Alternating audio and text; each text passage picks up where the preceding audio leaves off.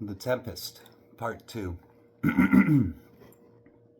One day in autumn, as I was roaming the hills and knolls adjacent to the hermitage of Yusuf el-Fakri, I was suddenly caught in a strong wind and torrent rain, and the tempest cast me here and there like a boat whose rudder had been broken and whose masts had been torn by a gale in a rough sea.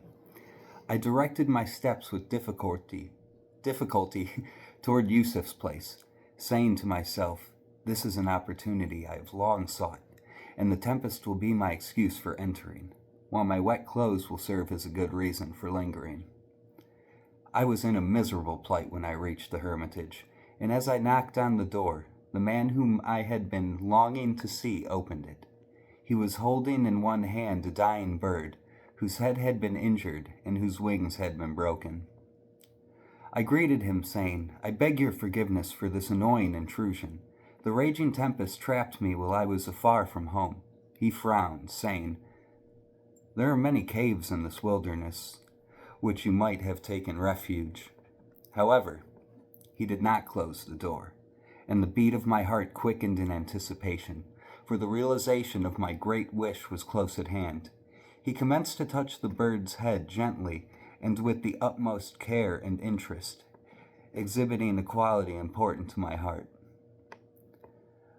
I was surprised over the two opponent characteristics I had found in that man, mercy and cruelty at the same time. We became aware of the strained silence. He resented my presence. I desired to remain.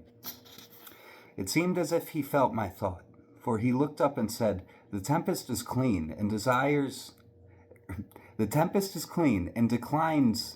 to eat soured meat. Why do you seek to escape from it?" And with a touch of humor, I responded, "The tempest may not desire salted or soured things, but she is inclined to chill and tender all things. And undoubtedly, she would enjoy consuming me if she grasped me again." His expression was severe when he retorted, "The tempest would have bestowed upon you a great honor, of which you are not worthy, if she had swallowed you." I agreed, "Yes, sir. I fled the tempest so I might not be awarded an honor which I do not merit." He turned his face from me in an effort to choke his smile. And then he motioned toward a wooden bench by a fireplace and invited me to rest and dry my raiment. I could scarcely control my elation. I thanked him and sat down, while he seated himself opposite on a bench carved of rock. He commenced to dip his fingertips into an earthenware jar containing a kind of oil, applying it softly to the bird's head and wings.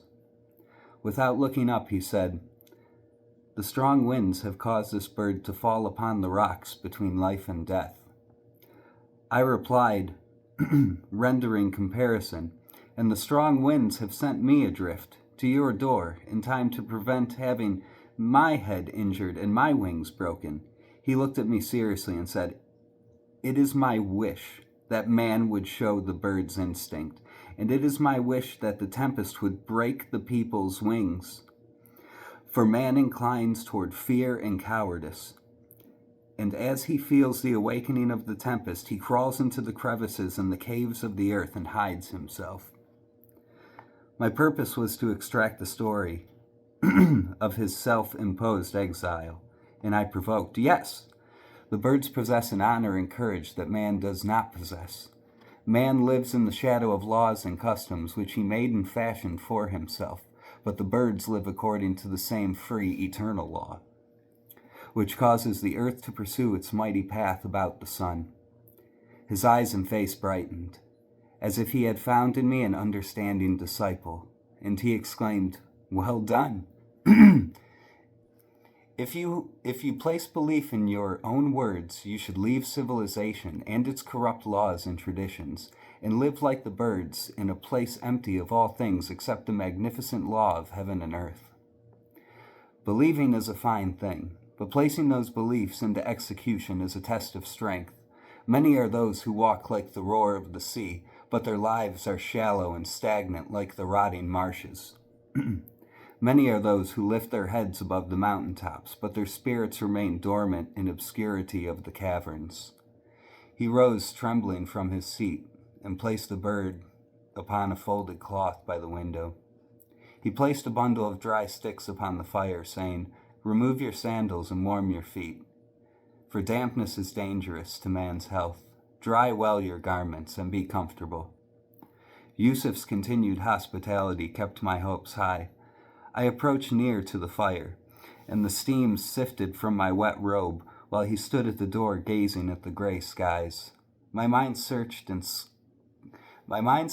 scurried for the opening wedge into his background. I asked, innocently, "Has it been long since you came to this place?"